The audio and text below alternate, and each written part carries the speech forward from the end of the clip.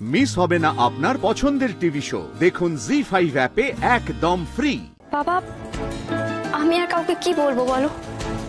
আমি তো এমনি একটা ভুল করেছি।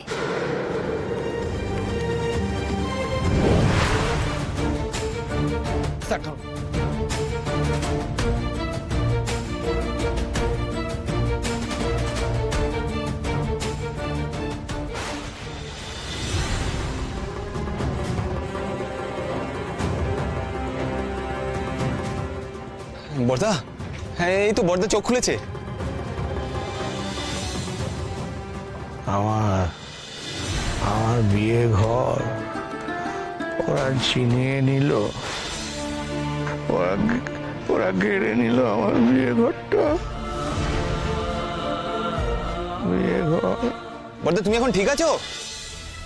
ডাক্তারবাবু, বাবার কি হলো বলুন তো? মনে হচ্ছে সাংঘাতিক কোনো স্ট্রেসের কারণে অজ্ঞান হয়ে গেছেন। আপাতত আমি ইঞ্জেকশনটা দিলাম, এবার ওনাকে বাড়ি নিয়ে যেতে পারেন।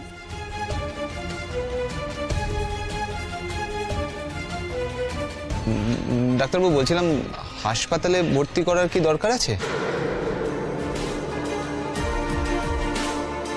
দেখুন, সেকেন্ড ওপিনিয়ন নেবেন কি না নেবেন সেটা আপনাদের ব্যাপার, তবে আমার মনে হয় না ওনাকে হাসপাতালে নিয়ে যাওয়ার কোনো দরকার আছে। যেহেতু অ্যাংজাইটি থেকে ব্যাপারটা হয়েছে, তাহলে আমার মনে হয় নিজের বাড়িতে নিজের লোকজনের কাছে থাকলে উনি তাড়াতাড়ি ভালো হয়ে উঠবেন এবং সুস্থ বোধ করবেন।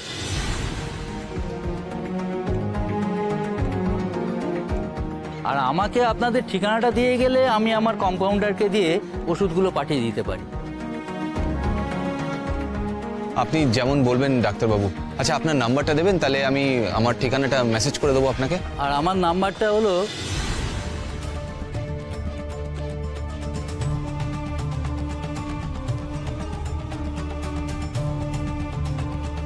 ঠিক আছে, আমি পাঠিয়ে দেবো। আর আমি প্রেসক্রিপশানে সব লিখে দেবো, কি খাবার খাওয়াবেন না খাওয়াবেন, কখন খাওয়াবেন, আর সেগুলো সেই মতো খাওয়াবেন। একটা জিনিস খেয়াল রাখবেন যাতে ওনাকে বেশি স্ট্রেস না নিতে হয়, আর যদি কোনো সমস্যা হয় আমাকে জানাবেন। ঠিক আছে, ঠিক আছে। আমি তাহলে আসছি। হ্যাঁ, আসুন স্যার।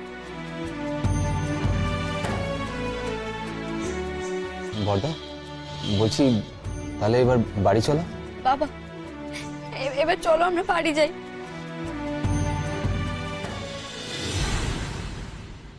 কি হয়েছে তোমার? ও শুনছো? কি হয়েছে আমাকে বলো না, বলো না গো। ও দাদা, কিছু বলছো না কেন? তুমি কোথায় গিয়েছিলে? কেন গিয়েছিলে? কিসের জন্য ভাবে? ওরে দিদি, একটু চুপ কর না রে বাবা। ওফ, দাদা মর্নিং ওয়াকে গেছিল, তারপরে অজ্ঞান হয়ে পড়েছিল। যাই হোক, ভগবানের আশীর্বাদে এখন জ্ঞান ফিরেছে, এখন ঠিক আছে। মর্নিং ওয়াকে গিয়েছিলে, অজ্ঞান হয়ে পড়ে গেলে? হিমা দাদা, তুমি ওখানে কেন মর্নিং ওয়াকে গিয়েছিলে গো? তাও আবার এত বেলায় কিসের জন্য গেছিলে বলো না গো দাদা? পিসিমণি, বাবাকে এখন এত প্রশ্ন করবে না, বাবার শরীর এতে আরো খারাপ হবে। দেখেছো তো বড় বৌদি, কেমন মাতব্বর সাজে সবেতে দেখেছো তুমি একবার? তোমার বরের শরীর খারাপ, তোমার শরীর খারাপ, তোমাকে তো জানতে হবে মানুষটার কেন এই অবস্থা হলো। হ্যাঁ গো ঘটক দিদি, তোমার কি মনে হয় আমি নিজের জন্য এই প্রশ্নটা করছি? বড় বৌদি যাতে জানতে পারে দাদার এই অবস্থা কি করে হলো, তার জন্যই তো তোমাকে জিজ্ঞেস করছি। মা, বৌদিদি তো ভুল কিছু বলেনি। বড় মামা তো বড় মামিকে পরেও সবটা বলতে পারবে।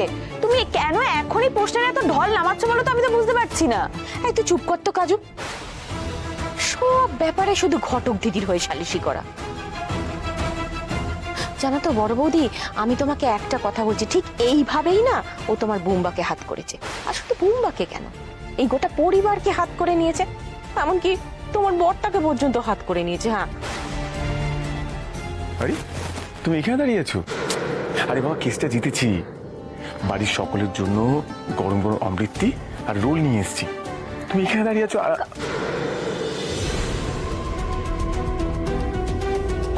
কি হলো?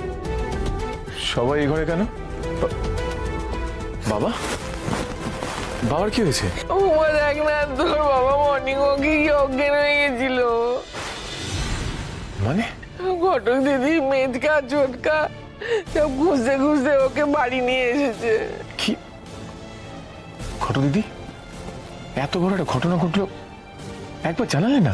আসলে কাব্যবাবু, আপনার তো আজকে কেস ছিল, তাই আমি আপনাকে বিরক্ত করতে চাইনি। ভাব বাবা, একবার ভাব তোর বাবা অসুস্থ আর উনি মাতব্বরি করে তোকে খবরটা দেয়নি। আহা বড় বৌদি, তুমি এভাবে কেন বলছো?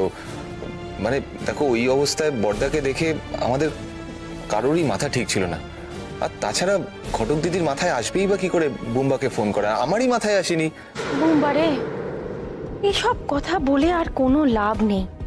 কি জানিস তো, তোর বউ ঘটক দিদি এবারে সবাইকে একেবারে হাতের মুঠোয় করে রেখেছে। ঘটক দিদির সম্পর্কে কোনো কথা কাউকে বলতে গেলে এই বাড়ির লোকেরা একেবারে ফস করে ওঠে। কি বলবো বল?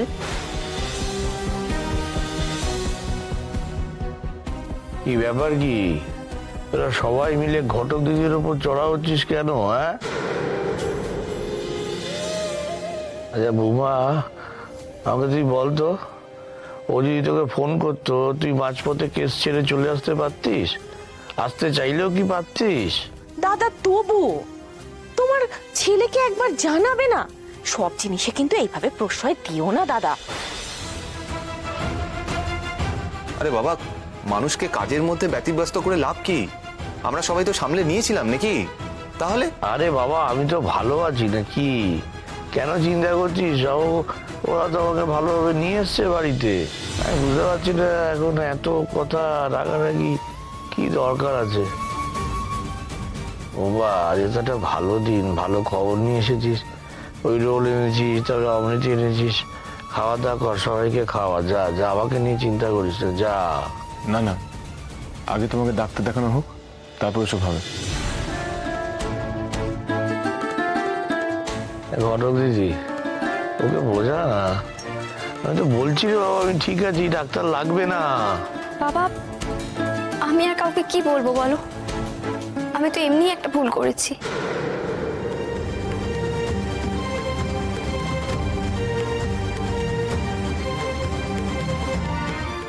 যাক, তাহলে স্বীকার করলে যে বুম্বাকে না জানিয়ে কাজটা ভুল করেছো। এই যে দিদি শোন, ও তোর চাপে এটা স্বীকার করতে বাধ্য হয়েছে। ওদের স্বামী স্ত্রীর ব্যাপার ওরা আলাদা ঠিক মিটিয়ে নেবে, তুই এর মধ্যে ঢুকিস না প্লিজ। দেখেছো বড় বৌদি, বাড়িতে ঝামেলা পাকালো ওই মেয়ে, এখন সবাই বলছে ওরা নাকি নিজেদের মধ্যে মিটিয়ে নেবে। এই তোরা যা তো এখান থেকে, সবাই যা। খাবার দাবার ঠান্ডা হয়ে যাচ্ছে, যা খেয়ে নাকি যা। আমি একটু বিশ্রাম নিই, যা সবাই যা।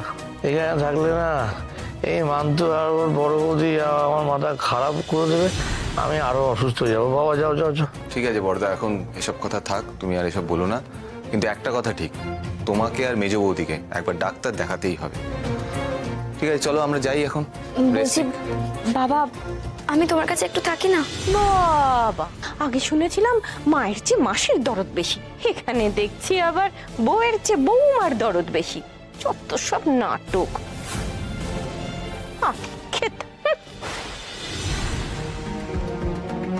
জি5 ডাউনলোড করুন আর সব এপিসোড দেখুন একদম ফ্রি।